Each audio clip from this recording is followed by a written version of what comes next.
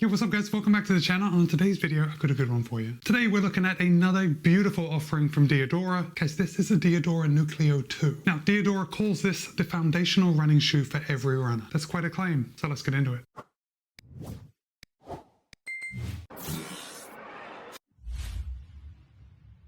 Before we get started, I do just want to let you know that DIADORA was good enough to send me this pair of the NUCLEO 2 for the purpose of review. However, they haven't told me what to say. They don't have any editorial privileges, and all the thoughts and opinions are my own. With that said, right off the bat, you are going to be able to pick up a pair of the DIADORA NUCLEO 2 for $160. And of course, I'll place a link in the show notes below in case you want to pick up a pair for yourself. So the DIADORA NUCLEO 2 is suffering from a little bit of an identity crisis. Like, it's not sure what it is, but I think I'm getting ahead of myself. Let's get started with some specs. The NUCLEO 2 has 38 in the heel, 33 in the forefoot for a 5mm drop. DIADORA claims that in a US men's size 9, the NUCLEO 2 would tip the scale at 9.7 ounces or 275 grams. However, in my size, a US men's size 13, the NUCLEO 2 tips the scale at 11.8 ounces or 335 grams. So at least in my opinion, it's not a heavy shoe. It's fairly light, or at least if not light, I think it is on the lighter end of the spectrum of this type of shoe. Now, the NUCLEO 2 does fit true to size. And you may remember that in my review of the Frequenza, I was saying that I thought the toe box was just a little bit narrow, but the Frequenza was from last year, and it seems like DIADORA has made some changes, and I thought the toe box in the NUCLEO 2 was just spot on. I didn't have any issues, no hot spots, didn't feel my feet while I was running. That's kind of exactly what we want in a daily trainer. We want to kind of set it and forget it. Now, before we get into some of the competitors that are going head to head, in your mind when you're considering picking up a pair of the NUCLEO 2, I just want to go back to that identity crisis. Because the NUCLEO 2, according to DIADORA, is a neutral running shoe. But in this version, DIADORA has added several elements that definitely make me think it's a stability shoe. It doesn't make me think it's a stability shoe. There are stability elements in this shoe. And even though the copy says it is a neutral shoe, I think if you need a little bit of motion control, you are really going to appreciate the NUCLEO 2. Now, with that said, none of these stability elements kind of hit me over the head with their aggressive control of how I run, but they're definitely there. And we'll talk more about those when we get down to the midsole. But for now, while I'm talking about some competitors, I am going to be comparing it to some stability shoes and some neutral shoes that I think ride very stable. So first off, if you are looking at the NUCLEO 2, I think you're probably looking at the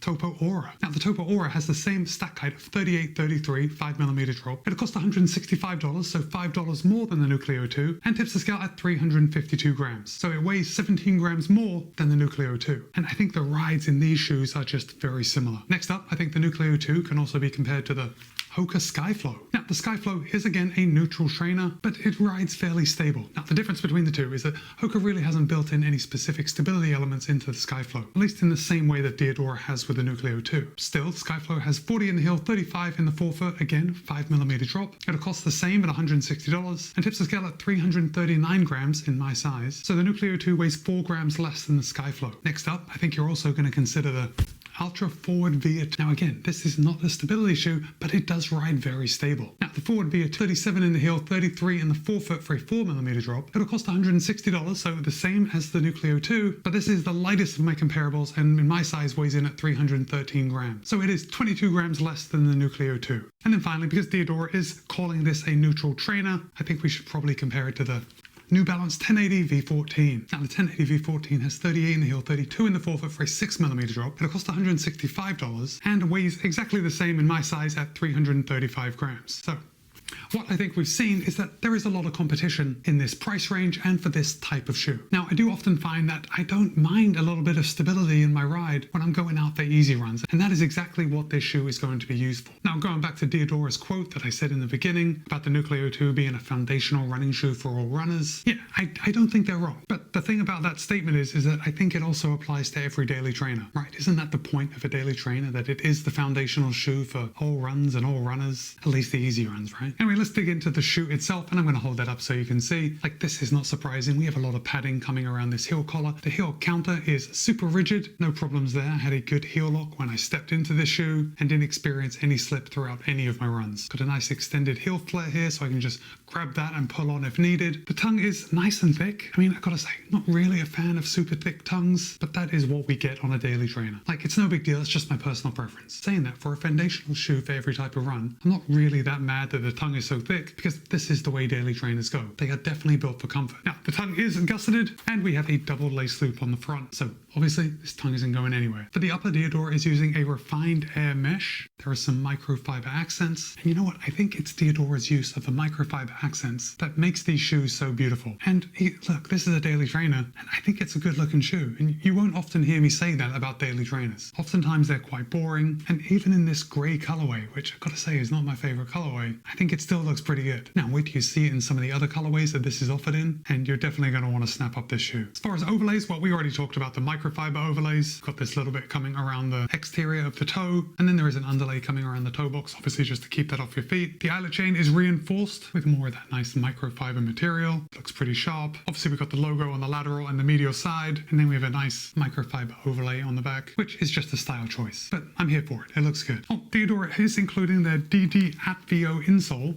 Let me just pull this out so you can see it. So what we've got is an extra bit of padding here on the heel, and then a little bit of reinforcement on the arch, but it's really just a slightly firmer foam. This arch support wasn't noticeable to me. But what this little bit of extra foam actually does is just creates a nice step-in feel. So when that foot first goes in, you notice it feels pretty soft. Gotta say this was not noticeable when I was running, but I don't think that's what it's there for. It's probably just for that first step-in comfort. Now let's come down to the midsole. And this is the most interesting part about the Nucleo 2. Now, Diadora is including their Anima foam, which I don't know for sure, but it's some formulation of EVA. And you can see just by looking at it, we've got lots of cutouts, lots of sculpting, a few different elements that stand out. And most obviously, at least on my colorway, we have this different color foam here on the lateral side and then again on the medial side. So let me just take this durometer and let's just see the difference in foam densities between these two different colors of foam. So at the back on this dark foam, I have 36.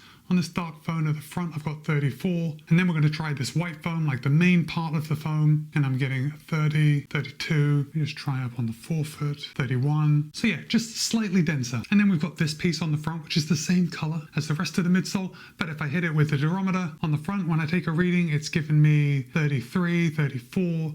And then right beneath it, I'm getting 26, 27. So again, we've got these two kind of guide rails on the back, which is going to keep your foot and your heel stabled over the top of the platform. And then it looks like we've got just a small piece of denser foam here on the forefoot to stop your foot from collapsing in. Now, Diadora does claim on their website that the inherent stability of the Nucleo 2 has nearly doubled. That's nearly doubled over the first Nucleo. Now, I didn't get a chance to run in the original Nucleo, so I can't say for sure. I can't measure them against each other, but we'll take their word for it. And it's totally believable because they've added all these stability elements, so of course it's going to be a little more stable. And just to really nerd out on this shoe, Diadora does claim on their website that the Nucleo 2 was put through testing, and the tests indicate a reduction of 12 degrees of overpronation compared to the previous Nucleo model. So I don't actually know how that's measured, but reducing your overpronation by 12 degrees sounds like a lot. It's possibly a good thing. So let's just come down to the outsole. We're going to see, look, there's plenty of outsole rubber here. This is Diadora's D5000 outsole rubber. Gotta say, I did not run in the rain in these shoes, so I really can't test the outsole rubber properly. Like usually outsole rubber is going to grip pretty well on dry cement, but I imagine it would be just fine. Now I am seeing a little bit of wear on my lateral heel area, which again for me is totally normal, especially in a daily trainer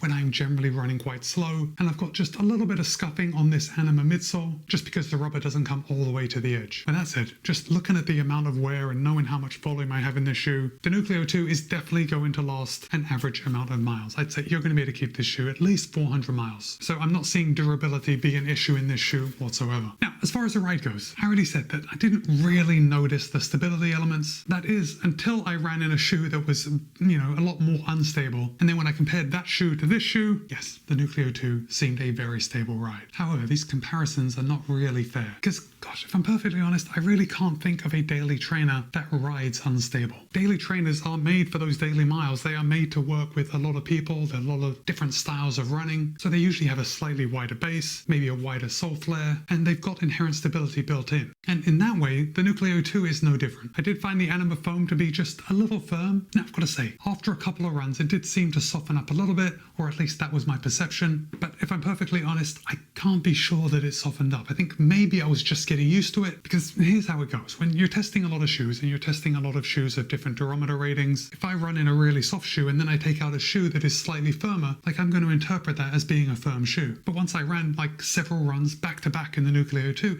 it really didn't seem that firm to me at all. In fact, I thought it was a very pleasant ride. Now, I did do a few strides in this shoe, and yes, it's something you could do, especially because they're going to be on your feet when you're going to be doing strides. But in no way would I recommend this for any speed work. I mean, DIADORA has a lot of good options for their speedier shoes, like the Frequenza 2, the Garrett Carbon 2. Like, DIADORA has speed dialed in. So it's almost good to see that the Nucleo 2 is really staying in its lane, just a comfortable daily trainer. I've said it before, I'll say it again, daily trainers are not exciting shoes, but we don't really want them to be. The Nucleo 2 is reliable, it's comfortable. You're going to put it on your feet, go out and take care of business, come home and then go about your day. I think just because of how good it looks, I think it's going to double very well as a lifestyle shoe, and for that reason I'm going to say it's going to be a good travel shoe. I don't think I talked about the Anima midsole foam. So yes, we know it is an EVA foam, but this Anima foam is 30% more responsive and weighs 20% less than something. I imagine they're talking about the previous Nucleo, but 30% more responsive and weighs 20% less. Whatever we are comparing it against, I like seeing those stats. I mean, yeah, maybe marketing hype, but I'm here for it. I really think this category is a difficult one for shoe manufacturers to navigate just because there are so many options out there. And even against the competition, I think the Nucleo 2 is a good option, especially if you like a little stability. I think if you are looking for a truly neutral daily trainer, it's probably best to look elsewhere. But if you want just a little bit of control, the Nucleo 2 is a solid option. And it's super comfortable. So guys, it's Matt B. This has been my review of the DIADORA Nucleo 2. Be kind, be happy, run well. See you in a couple of days.